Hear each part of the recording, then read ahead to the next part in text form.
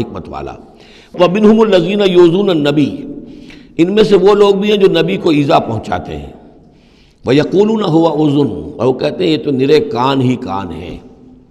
ایک تو محاورہ ہمارے یہاں کان کا کچا ہونا وہ اور معنی میں ہے، لیکن یہ کہتے تھے کہ ہم نے جا کر جھوٹ بولا، حضور میری بیوی بیمار ہے، اور انہوں نے مان لیا کہ یہ کان ہی کان ہے۔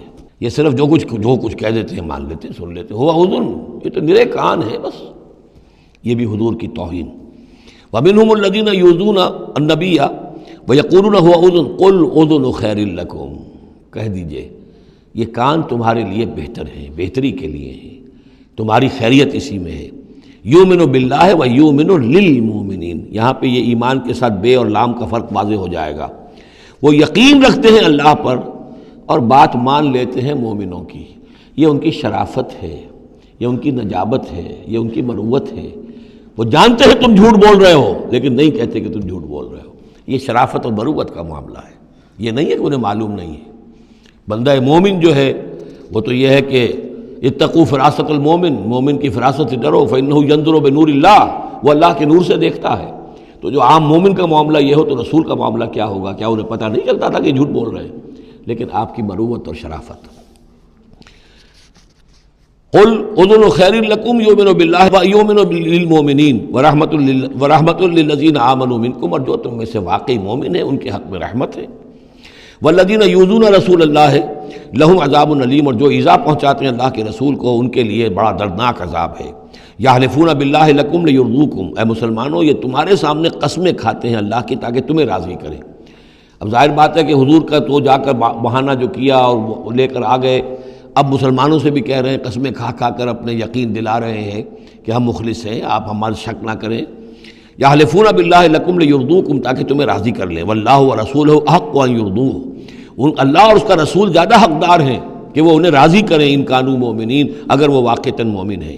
الم یعلموا انہ من یحادد اللہ ورسولہ، کیا وہ جانتے نہیں ہیں کہ جو کوئی بھی مقابلہ کرے گا اور سرکشی کرے گا اللہ اور اس کے رسول کے مقابلے میں آ جائے گا، فَأَنَّ لَهُ نَارَ جَهَنَّمَ خَالِدًا فِيهَا، تو اس کے لیے تو جہنم کی آگ ہے جس میں وہ ہمیشہ ہمیش رہے گا۔ ذَلِكَ الْخِزْيُ الْعَظِيمُ، اور یہ بہت بڑی رسوائی ہے۔ يَحْذَرُ الْمُنَافِقُونَ أَن تُنَزَّلَ عَلَيْهِمْ سُورَةٌ تُنَبِّئُهُم بِمَا فِي قُلُوبِهِمْ، اے مسلمانوں یہ منافق ڈرتے رہتے ہیں کہ کہیں ایسا نہ ہو کہ مسلمانوں پر کوئی ایسی صورت نازل ہو جائے کہ جو ان کو ہمارے دلوں کی حالت بتا دے۔ اللہ کی طرف سے وحی آ سکتی ہے، ہم جو کہ جھوٹ بول رہے ہیں ہمارا پردہ چاک کر دیا جائے اور ہمارا جو ہے وہ ہمارے لیے شامت آ جائے۔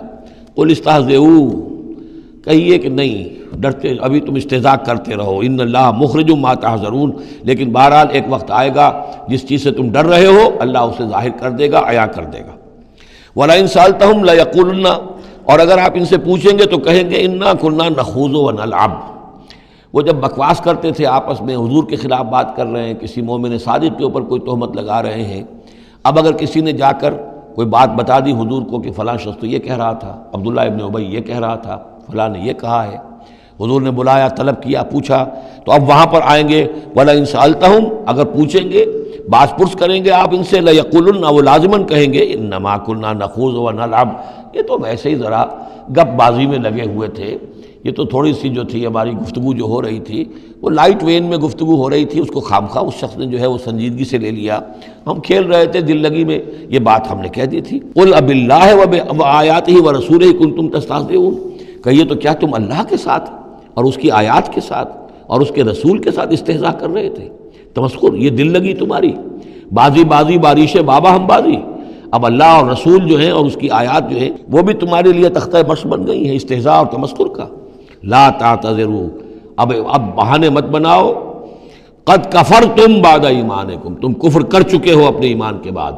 ان نعفو عن طائفۃ منکم، اگر ہم تمہاری ایک جماعت کی طرف سے درگزر کریں گے، نعذب طائفۃ، تو کسی دوسری جماعت کو ہم عذاب بھی اب دیں گے۔ اب وہ وقت آ رہا ہے کہ تمہیں سزائیں بھی ملیں گی بانہم کانوا مجرمین، اس لیے کہ وہ مجرم تھے۔ المنافقون والمنافقات بعضهم من بعض، یہ منافق مرد اور منافق عورتیں سب ایک دوسرے میں ہی سے ہیں، یعنی ان کی کا گٹھ جوڑ ہے۔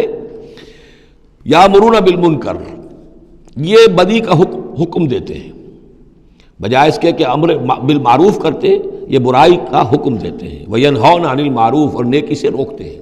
مت خرچ کرو، سنبھال کے رکھو، پاگل ہو گئے ہو، آخر مستقبل کی فکر کرنی چاہیے۔ لہذا وہ نہی انل معروف اور امر بالمنکر، یامرون بالمنکر وینہون عن المعروف ویقبضون ایدیہم، اپنے ہاتھوں کو، مٹھیوں کو بند رکھتے ہیں، خرچ نہیں کرتے۔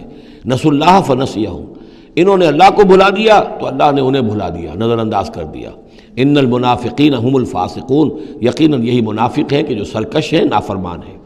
وعد اللہ المنافقین والمنافقات والکفار نار جہنم خالدین فیہا، اللہ نے وعدہ کیا ہے ان منافق مردوں اور منافق عورتوں سے اور تمام کفار سے آگ کا، جہنم کے آگ کا، خالدین فیہا، جس میں وہ ہمیشہ ہمیشہ رہیں گے، ہی حسبہم، بس وہی ان کے لیے کفایت کرے گی، ولعنہم اللہ، اور اللہ تعالیٰ نے ان پر لعنت فرما دی ہے، ولہم عذاب مقیم، اور ان کے لیے عذاب ہے قائم رہنے والا، مسلسل دائم اور قائم عذاب۔ کالذین من قبلہم، اسی طرح کے وہ لوگ، یہ بھی ان لوگوں کے مانند ہے کہ جو ان سے پہلے تھے، کانوا اشد منکم قوۃ، وہ تم سے کہیں بڑھ کر تھے طاقت میں، واکثر اموالا، اور بہت زیادہ تھے مال میں، واولادن، اور اولاد میں، یعنی یہ قومیں جو گزری ہیں کافروں کی، قوم سمود اور قوم عاد، وہ تم سے کہیں بڑھ کر تھی، قوت میں بھی اور اپنی تعداد میں بھی، مال میں، اولاد میں۔ فاستمتعوا بخلاقہم، انہوں نے بھی اپنے اپنے وقت میں اپنے نصیب کا فائدہ اٹھا لیا، اپنا حصہ وصول کر لیا۔ فاستمتعتم بخلاقکم، اب تم بھی اپنا حصہ مکمل کر چکے ہو، اب تمہارا انجام بہت قریب آ چکا ہے۔ کما استمتع الذین من قبلکم بخلاقہم، جیسے کہ ان لوگوں نے اپنا حصہ وصول کر لیا تھا اور اس سے فائدہ اٹھا لیا تھا جو تم سے پہلے تھے۔ وخذتم کالذی خاضوا، اور تم نے بھی اسی طرح کی روش اختیار کی جو انہوں نے اختیار کی تھی۔ اولئک حبطت اعمالہم فی الدنیا والآخرہ، یہ وہ لوگ ہیں کہ جن کے تمام اعمال دنیا اور آخرت سب میں حبط ہو گئے۔ واولئک هم الخاسرون، اور یقیناً یہی ہے خسارے میں رہنے والے۔ الم یاتہم نبأ الذین من قبلہم، کیا ان کے پاس خبریں آ نہیں چکی ہیں ان کی جو ان سے پہلے تھے؟ قوم نوح وعاد وثمود وقوم ابراہیم واصحاب مدین والمؤتفکات، نوح کی قوم اور عاد اور سمود اور قوم ابراہیم، یہ واحد مقام ہے قرآن مجید میں جس میں قوم ابراہیم کا بھی تذکرہ اس انداز میں ہے کہ شاید ان پر بھی عذاب آیا ہو، لیکن صراحتاً اس کا ذکر پورے قرآن میں کہیں نہیں ہے۔ وہ اصحاب مدین، اور مدین کے لوگ، والمؤتفکات، اور ان بستیوں کی جو الٹ دی گئی تھی، سدوم اور عمورہ، اتتہم رسلہم بالبینات، آئے ان کے پاس ان کے رسول واضح احکام لے کر، واضح نشانیاں لے کر۔ فما کان اللہ لیظلمہم، تو اللہ تعالیٰ ان پر ظلم کرنے والا نہیں تھا، لیکن کانوا انفسہم یظلمون، بلکہ وہ اپنے اوپر خود ہی ظلم ڈھاتے رہے۔ والمؤمنون والمؤمنات بعضهم اولیاء بعض، وہ منافق مرد اور منافق عورتوں کی بات تھی۔